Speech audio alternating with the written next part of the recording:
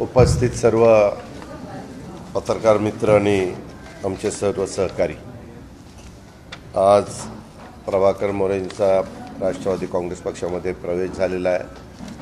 पवार साहेबांनी ज्यावेळेस स्वाभिमानातून राष्ट्रवादी काँग्रेस पक्षाची स्थापना केली त्यावेळेस विविध क्षेत्रातले मान्यवरांना या पक्षामध्ये सामावून घेण्याचा प्रयत्न केला आणि आपल्यालाही सगळ्यांना माहिती आहे की स्वर्गीय चव्हाण साहेबांनी, यशवंतराव चव्हाण साहेबांनी नेहमी साहित्य, कला, संस्कृती, क्रीडा या सगळ्या क्षेत्राला एक न्याय देण्याचा प्रयत्न केला, आपलंसं करण्याचा प्रयत्न केला। समाजातला तो देखील एक महत्त्वाचा घटक आहे आणि राज्य चालवत असताना ह्याही घटकाला बरोबर घेऊन जायचं असतं, अशा प्रकारचा विचार त्यांनी त्या काळामध्ये मांडला आणि त्याचंच अनुकरण पुढं आदरणीय पवारसाहेबांनी पण स्वतःच्या राजकीय जीवनामध्ये त्या ठिकाणी केलं। मच्छिंद्र कांबळीजी असतील किंवा अनेकांची नावं घेता येतील की ज्यांचे अतिशय गेल्या अनेक वर्षामध्ये पवारसाहेबांच्या त्या कलावंतांच्या बरोबर अतिशय जिव्हाळ्याचे संबंध राहिले। आणि मी पण सरकारमध्ये असताना जब्बार पटेल असतील किंवा इतर मान्यवर असतील त्यांना फेस्टिवल भरवण्याचे काम असेल किंवा आणखीन कुठलेही कार्यक्रम असतील त्याला मनापासून मदत करण्याचा प्रयत्न केला। मी स्वतः आणि पक्षाच्या वतीनं प्रभाकर मोरेजी यांचं मनापासून स्वागत करतो। निश्चितपणे त्यांचे कोकणामधलं काम स्वतः ते प्रॉपर चिपळूणचे आहेत आणि आपण TV चॅनलवर त्यांच्या वेगवेगळ्या प्रकारच्या मालिका बघत असतो आणि त्याच्यामध्ये अतिशय मनापासून सगळेजण त्यांना प्रतिसाद देण्याचं काम त्या ठिकाणी करत असतात, सगळ्यांना हसवण्याचं काम ते करत असतात आणि तोही एक महत्त्वाची भूमिका ते आज पार पाडतायत। आणि त्यांच्याच जोडीला आता संघटनेची पण जबाबदारी काही प्रमाणामध्ये त्यांनी उचललेली आहे। आज त्यांना कोकण विभागाचं अध्यक्षपदाची जबाबदारी आम्ही त्या ठिकाणी राष्ट्रवादी काँग्रेस पार्टीची दिलेली आहे आणि त्यामुळं म्हणजे चित्रपट, साहित्य, कला, सांस्कृतिक विभाग जो आहे त्या विभागाच्या कोकण विभागाची जबाबदारी प्रभाकरजींना दिलेली आहे। मला विश्वास आहे की प्रभाकरजी ते अतिशय समर्थपणे पेलतील, याबद्दल आम्हाला विश्वास आहे आणि त्याबद्दल त्यांना शुभेच्छा। धन्यवाद। काय काय काय काय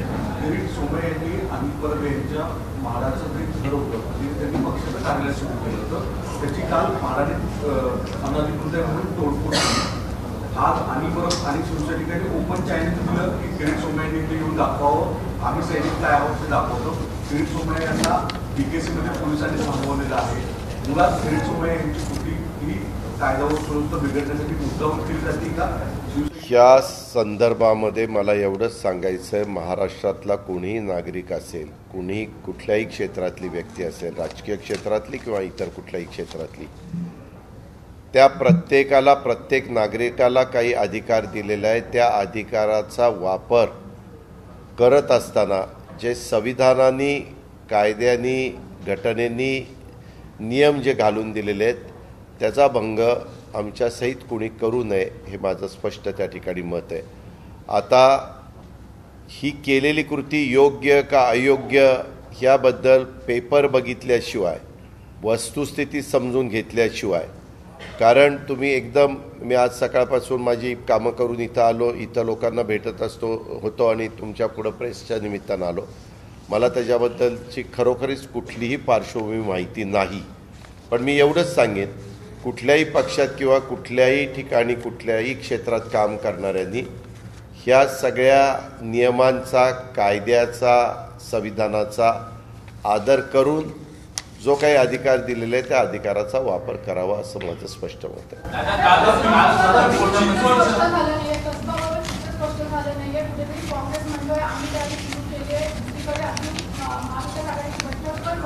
प्रत्येकाला आपली आपली तयारी करण्याचा अधिकार आहे।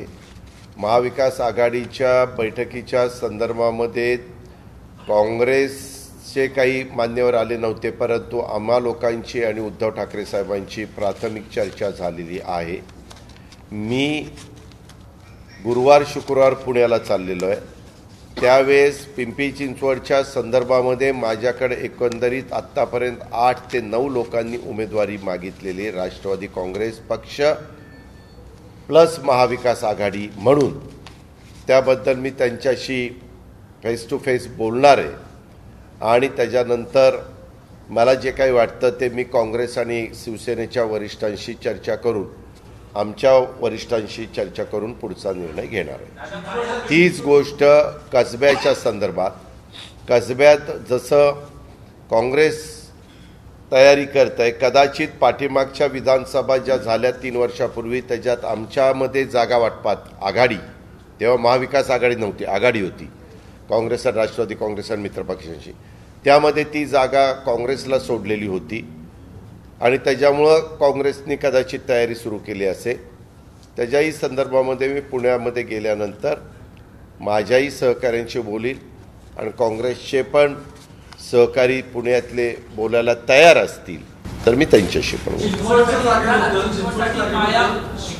चिंचवडसाठी माया कारणे यांना नुकताच अर्ज घेतलेला आहे. पक्षाकडून वरिष्ठांकडून सांगण्यात आल्यानुसार आपण हा अर्ज घेतोय असं देखील त्यांच्या माध्यमांशी बोलतो. मी सांगितलं ना की माझ्याकडं 8 लोकांनी उमेदवारी अर्ज म्हणजे उमेदवारी मागितलेली आहे.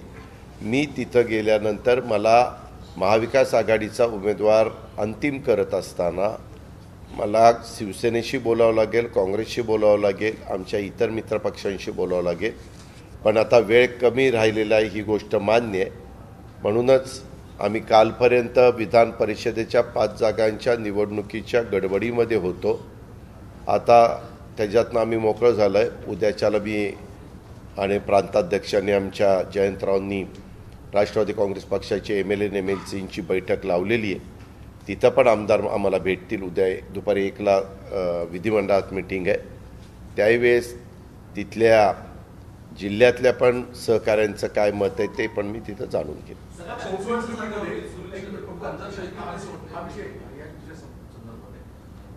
कसबा आणि चिंचवड या संदर्भामध्ये जे तिथे विद्यमान भाजपची ताकद आहे त्यांच्याकडनं वारंवार विनंती केली जाते की ज्याप्रमाणे अंधेरीला आम्ही निधनानंतर जी पोटनिवडणुकीला म्हणजे आम्ही निवडणूक लढवली नाही ती बिनविरोध करून दिली.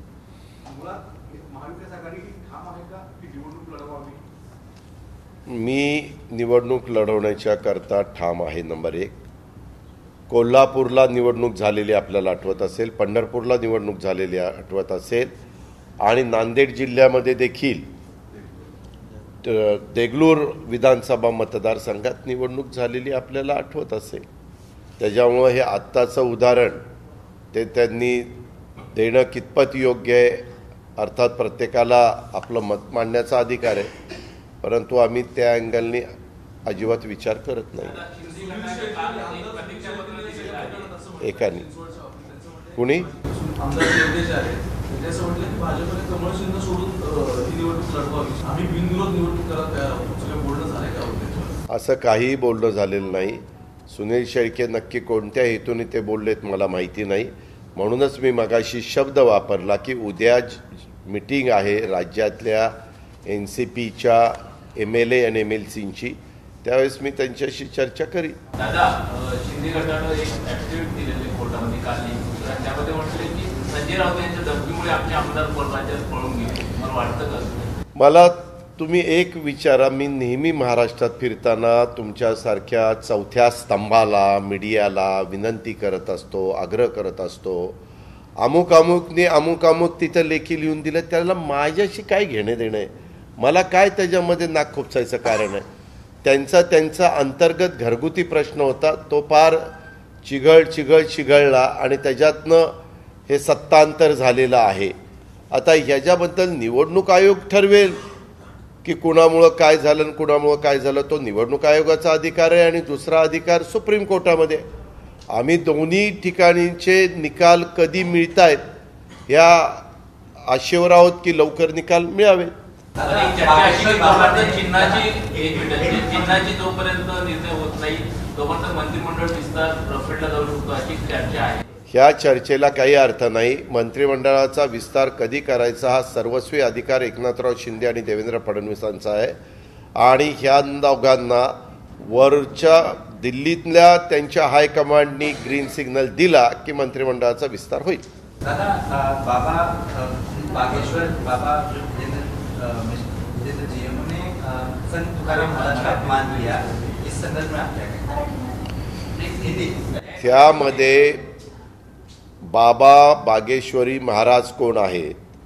वास्तविक आम्ही मध्ये पहिल्यापासून सांगतोय, महापुरुषांच्या बद्दल सातत्याने अपमान करण्याचं काम काही जणांचं जाणीवपूर्वक चाललेलं आहे आणि त्यांच्यातनं लोकांचं लक्ष विचलित करण्याचा प्रयत्न आणि महत्त्वाचे मुद्दे महागाई, बेरोजगारी आणि जे आत्ताच्या समस्या आहेत, कायदा सुव्यवस्था असेल किंवा शेतकऱ्यांचे प्रश्न असतील, इतर काही महत्त्वाचे प्रश्न असतील, हे डायव्हर्ट करण्याच्या दृष्टिकोनातनं ह्या गोष्टी केल्या जात आहेत. वास्तविक त्या संदर्भामध्ये अधिवेशन आता आमचा 27 तारखेला आहे. त्याबद्दल वेळ पडली तर कायदा देखील नवीन केला जावा असं विरोधी पक्षनेता म्हणून माझं मत आहे. आणि त्याच्यात जसं अंधश्रद्धा निर्मूलनाच्या बद्दल पाठीमागे कायदे करण्यात आले किंवा इतर वेगवेगळ्या प्रकारचे कायदे करण्यात आले, तसे हे महापुरुष जे आहेत, ह्या महापुरुषांच्याबद्दल बेताल वक्तव्य करून हे जे काही वाचाळवीर नवीन समस्या निर्माण करतात आणि त्याच्यातून कायदा सुव्यवस्थेचाही प्रश्न निर्माण होऊ शकतो, हे आपण त्या ठिकाणी पाहिलेलं आहे. कुणाच्या तरी भावना दुखावल्यानंतर कोणीतरी काहीतरी कायदा हातात घेण्याचा प्रयत्न करतं, कोण कोणाला शाई मारण्याचा प्रयत्न करतं, कोण आणखीन काही काळे झेंडे दाखवण्याचा प्रयत्न करतं, असे बरेच प्रकार घडतात. तर हे सगळे थांबावं म्हणून महापुरुषांच्या संदर्भामध्ये काही त्याबद्दलचं धोरण ठरलं गेलं पाहिजे किंवा त्याच्या संदर्भातला कायदा केला गेला पाहिजे, असं माझं स्पष्ट मत आहे. इसके बारे में बीच में ये बागेश्वरी के कोई महाराज है या बाबा है, कोई कुछ मालूम नहीं मुझे ज़्यादा, लेकिन उन्होंने हमारे संत तुकाराम महाराज इनके बारे में जो भी स्टेटमेंट किया है वो बिल्कुल गलत है. ये हम बिल्कुल बर्दाश्त नहीं करेंगे. महाराष्ट्र की जनता, महाराष्ट्र का पूरा परिवार, ये संत तुकाराम महाराज हो, संत श्रेष्ठ ज्ञानेश्वर महाराज हो या कोई भी संत हो, बहुत संत हमारे महाराष्ट्र की भूमि में हुए हैं. उनके प्रति हमें सबको आदर है, उनके प्रति हम सबको गर्व भी है. और हम आज भी उन्होंने जब उस ज़माने में कहा है उसका ही विचार करके आगे जाने की कोशिश करते हैं. हमारे महाराष्ट्र में वारकरी संप्रदाय, ये भी बहुत बड़े उस वारकरी संप्रदाय में बहुत बड़े लोग शामिल है, उनको भी ये बिल्कुल मंजूर नहीं है और महाराष्ट्र के कोई भी नागरिक को ये मंजूर नहीं है. हम इसका निषेध करते हैं और उसके बारे में तुरंत गवर्नमेंट ऑफ महाराष्ट्र ने ऐसे लोगों के ऊपर कार्रवाई करनी चाहिए, एक्शन लेनी चाहिए, ऐसा हमारा कहना है. आपने कहा कि आप विरोधी पक्ष नेता के तौर पर ये बात रखेंगे इस सत्र में, वो क्या बात रखेंगे? नहीं, मेरा ये कहना है कि आने वाले 27 फरवरी को हमारा बजट सेशन आने वाला है, उसकी शुरुआत होने वाली है. तब अलग अलग कायदे हमारा विधिमंडल उसमें डिसीजन लेता है, तो उसके बारे में मेरा खुद का ये कहना है कि ये जो महापुरुष है उनके बारे में हमें कुछ महीनों में हमेशा बार बार गलत स्टेटमेंट कोई ना कोई निकाल रही है, बहुत गलत वक्तव्य उसके बारे में वो कर रहे हैं.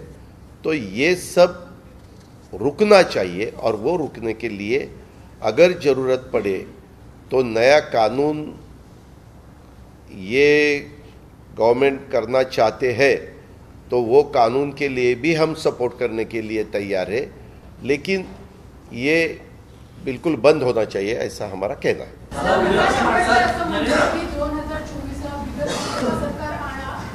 कोण म्हणलं?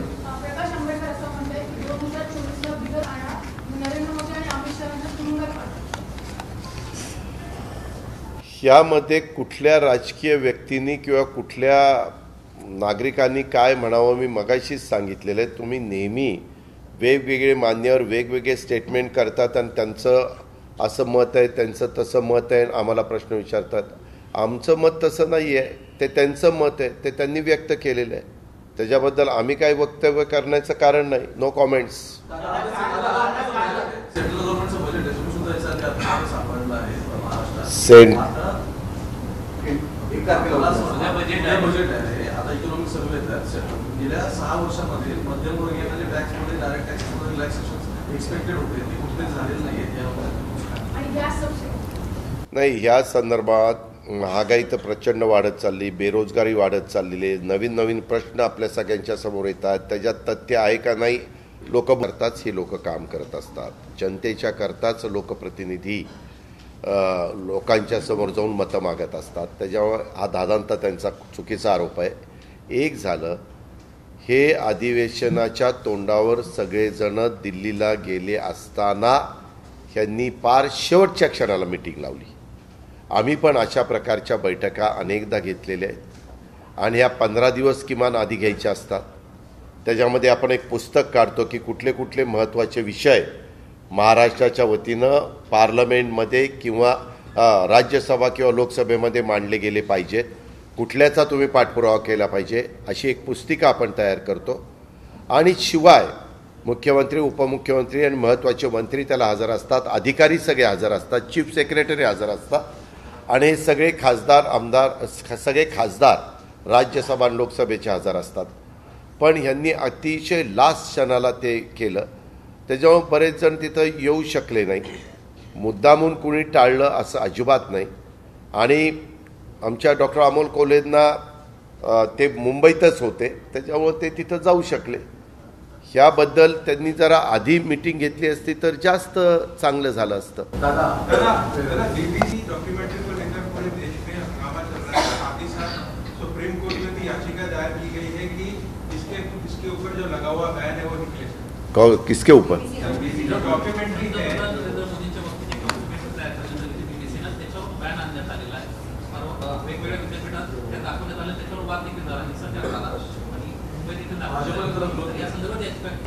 ह्या संदर्भामध्ये माझं नेहमी म्हणणं असतं की आपण लोकशाहीमध्ये काम करतो. आपला भारत खंडप्राय देशामध्ये ह्या लोकशाहीला खूप मोठं महत्त्व आहे आणि बाबासाहेब आंबेडकरांनी फार विचारपूर्वक हे संविधान आणि घटना कायदा दिलेला आहे. त्या घटना कायदा आणि संविधानाच्या चौकटीमध्ये बसणाऱ्या ज्या बाबी असतील त्या मीडियानी दाखवल्या पाहिजेत, त्या मीडियानी वृत्तपत्रामध्ये पण छापल्या पाहिजेत, लेख पण दिले पाहिजे आणि ज्याच्यातनं कायदा सुव्यवस्थेचा प्रश्न गंभीर होणार आहे, ज्याच्यातून धर्माधर्मामध्ये तेढ निर्माण होणार आहे, जातीय द्वेष निर्माण होणार आहे, समाजामध्ये दुही निर्माण होणार आहे, अंतर पडणार आहे, अशा गोष्टी आपल्या भारताला परवडणाऱ्या नाहीत. आणि 18 पगड जाती असणाऱ्या तुमच्या माझ्या भारतामध्ये ह्या सगळ्यांचाच आदर केला पाहिजे आणि आपल्या सगळ्या महापुरुषांनी ह्याबद्दलचं स्पष्ट मत त्यांच्या काळामध्ये व्यक्त केलेलं आज आपण इतिहासामध्ये वाचतो आणि आज त्याच विचाराचं अनुकरण करून पुढे जाण्याचा प्रयत्न आपण सगळेजण करत असतो. नहीं, उसके बारे में मेरा इतना ही कहना है कि हमारे भारत में डेमोक्रेसी है, हम उसका आदर करते हैं और भारत देश में जो भी किसी का स्टेटमेंट हो या डॉक्यूमेंट्री हो या कोई भी न्यूज़ हो, उसके बारे में अगर वो कानून के खिलाफ या संविधान के खिलाफ या अपनी जो घटना है उसके खिलाफ नहीं होगा, वो तो दिखाना चाहिए. और कोई ऐसी न्यूज़, ऐसी डॉक्यूमेंट्री, ऐसा कुछ होगा तो उसके बारे में पुलिस डिपार्टमेंट ने सोचना चाहिए कि ये रिलीज़ होने के बाद अपने महाराष्ट्र की और अपने देश की लॉ एंड ऑर्डर ये प्रॉब्लम में आ सकती है क्या, उसके बारे में स्टडी करने का अधिकार उनका है. उन्होंने उसके बारे में स्टडी करनी चाहिए और अंतिम फैसला देना चाहिए। सांसद नवनीत राणा के पिताजी को शिवरी मैजिस्ट्रेट कोर्ट ने भगोड़ा घोषित किया है कि उनका जाति सत्यापन पत्र यानी कि उनका कास्ट वैलिडिटी सर्टिफिकेट फर्जी है, ऐसा सामने आया है और वो समन्स भेजने के बावजूद भी उनके पिताजी कोर्ट में हाजिर नहीं हुए।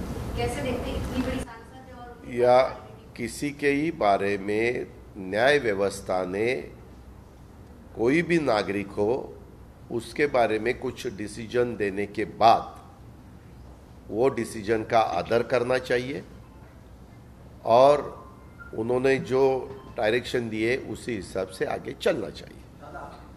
काही वेळापूर्वी बजेट अदानी समूहाचे जे शेअर पडत आहेत त्याच्यामध्ये लाखो रुपयांची इन्व्हेस्टमेंट आहे शेअरमध्ये, करोडो रुपयांचं नुकसान केल्याचं 2-4 दिवसामध्ये होत आहे। मुळात ती एक कॉन्स्पिरसी आहे की बजेटच्या वेळेस बरोबर अशा गोष्टी घडत आहेत ह्याच्यामुळे पूर्ण जो फटका आहे तो फायनान्स यंत्रणांना पूर्ण बसतोय। नेमकं तशा स्वरूपात या घटनेकडे पाहताय आणि कारण की मुंबईसारख्या आर्थिक देशाच्या राजधानीच्या इथूनच हे सगळे केंद्रबिंदू होतं। ह्या संदर्भामध्ये म्हणूनच मी सुरुवातीला बोलताना सांगितलं की कुठंतरी लोक ह्याबद्दलची मोठ्या प्रमाणावर चर्चा देश पातळीवर करायला लागलेली आहेत। ज्या परदेशी कंपनीनं ॲलिगेशन केलं त्यांचं स्टेटमेंट आपण वाचलं, त्याच्या विरोधामध्ये ज्यांच्या विरोधात आलेलं होतं त्या ग्रुपनी देखील अदानी ग्रुपनी त्यांचं स्टेटमेंट बऱ्याच पानांचं दिलेलं आहे, तेही आपण बघतोय। आता ज्यावेळेस ह्या दोन गोष्टी होत आहेत, एक कंपनी परदेशी आणि एक आज भारतीय नागरिक म्हणून सगळ्यात श्रीमंत गणली जाणारी व्यक्ती, ह्या संदर्भात होत असताना वित्त विभागाने केंद्राच्या ह्याच्यात हस्तक्षेप केला पाहिजे। लोकांना तुम्हाला आठवत असेल की मोठ्या मोठ्या बँकांच्या बद्दल काही वेगळ्या प्रकारच्या बातम्या आल्यानंतर फायनान्स विभागाने त्याच्यामध्ये हस्तक्षेप केला आणि एक पत्रक काढलं की लोकांनी घाबरून जाऊ नये, हे सगळं योग्य आहे काय ते सांगण्याचा प्रयत्न केला। तशा प्रकारे एवढी घटना घडत असताना का वरिष्ठ कुणीच काही बोलायला तयार नाहीये? का त्याच्या संदर्भामध्ये सगळेजण गप्प बसलेले? सगळेजण म्हणण्यापेक्षा केंद्र सरकारची जी महत्त्वाची यंत्रणा आहे की त्यांनी याबद्दल ताबडतोब स्टेटमेंट करून वस्तुस्थिती काय ते महाराष्ट्रातल्या भारतातल्या 125 कोटी जनतेच्या लक्षात आणून दिली पाहिजे। नुसतं ही भारताच्या 125 कोटी जनतेशी संबंधित नाही, कारण ही ज्या कंपन्या आहेत त्यांचा परदेशामध्ये देखील मोठ्या प्रमाणावर गुंतवणूक आहे, त्याच्यामुळे त्याचा डायरेक्ट जे काही होणार आहे ते भारताला पण त्याचा फटका बसणार आहे आणि परदेशाला पण। परदेशात म्हणजे जर योग्य असेल तर फटका बसण्याचं कारण नाही, पण जर अयोग्य असेल तर त्याच्या संदर्भामध्ये सर्वसामान्य लोकांना त्याचा प्रचंड मोठा किंमत मोजावी लागणार आहे। म्हणूनच माझी मागणी आहे की ह्याच्याबद्दलची वस्तुस्थिती आता अभ्यास झालेला असेल केंद्राचा ह्याबद्दलचा, तर तो परिपूर्ण अभ्यास झालेला असेल तर त्यांनी स्टेटमेंट करावं आणि क्लिअर सगळ्यांना करावं। कारण तुम्ही सगळेच मीडिया पण बुचकळ्यात पडलेलं आहे, सगळीच जनता बुचकळ्यात पडलेली आहे, काही कळायला मार्ग नाही की नक्की फॅक्ट काय, ती फॅक्ट कळली पाहिजे। Okay, thank you, welcome.